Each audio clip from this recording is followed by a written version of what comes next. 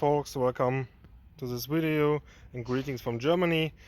It's pretty cold outside, but I just want to show you a quick video on how to upgrade your F150. In this case, it's a 10th generation built in 1997.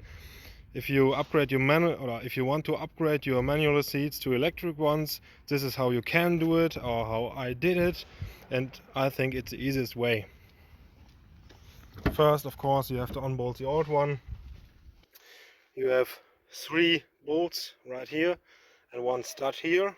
Then you have to unplug this connector. It's for the belt warning light, and then we can go to our seat. So this here is the old bucket seat. I will reuse it because I like this clothing much more than leather, or better than leather. It's fully manual, no seat heating, no extras.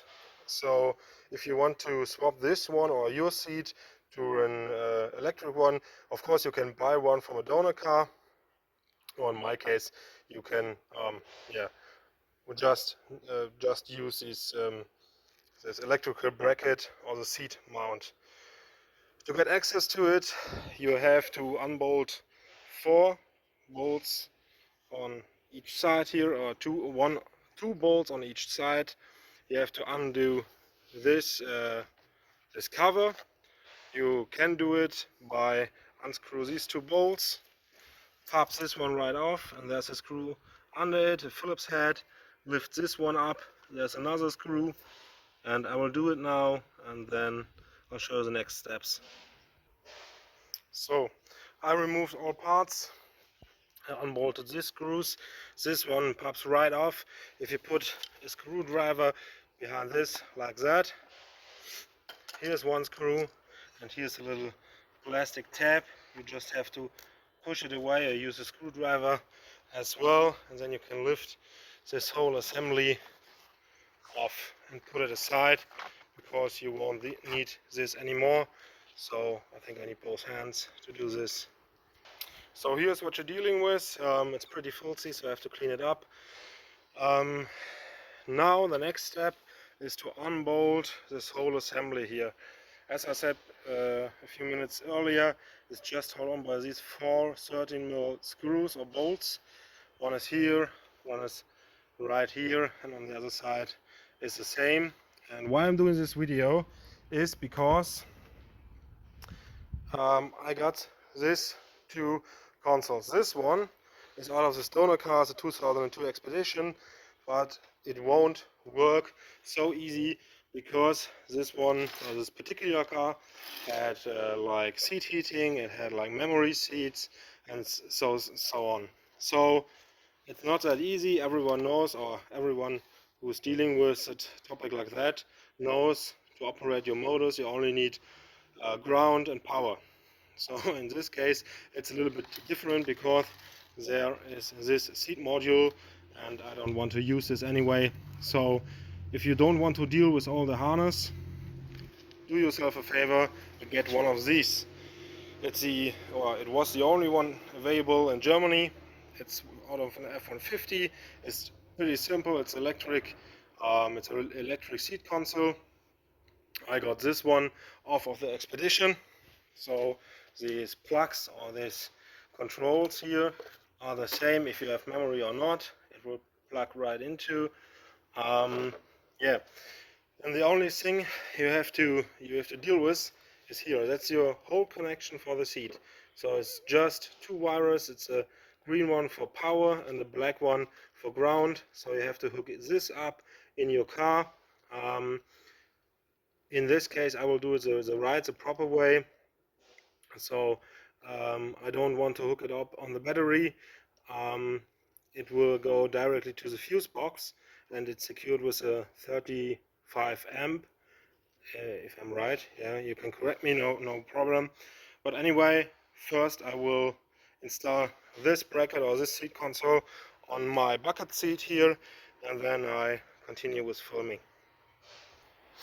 So now what you can see here, I unbolted the seat mount. It's right here.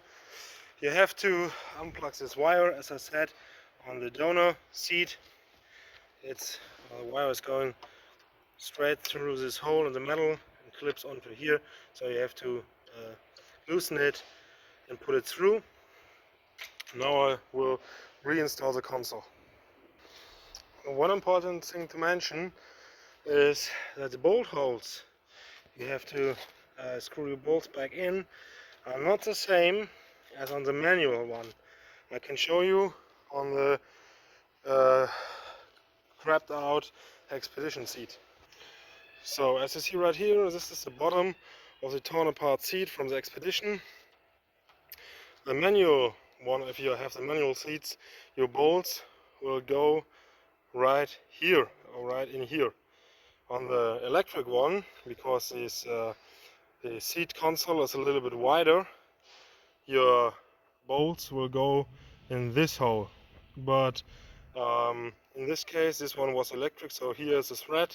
You don't have one here. But this is like you can just bolt, or you just can put your bolt in and tighten it, and then it will build its own thread or cut its own thread.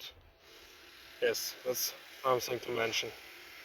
Now that we put all together, or everything back together, my old manually bucket seat, this one can go to waste.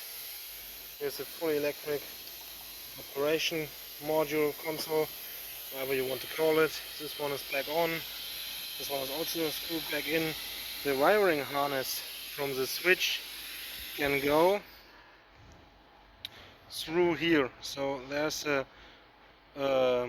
hole in the seat cover and also in the seat itself, so you can feed it through and connect it down here. All you now have to do is connect these wires to the truck, and this puppy is ready to go.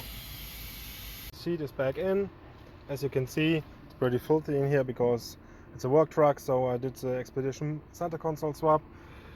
Now I just hooked it for the moment, I hooked it up to show you, green and power, to this jump box right here. Now let's see. Yeah, the seat is fully adjustable. You can fold this back and that's up and down, so everything you want to. That's not the solution I went for, or I'm going for. I'm going to install the power panels out of the Expedition, so anyway I have to remove all the stuff. I don't want to do it twice. So yeah, here we have it. Manual to power seats in a short amount of time with low effort. I hope this will help some of you guys out. Drive safe.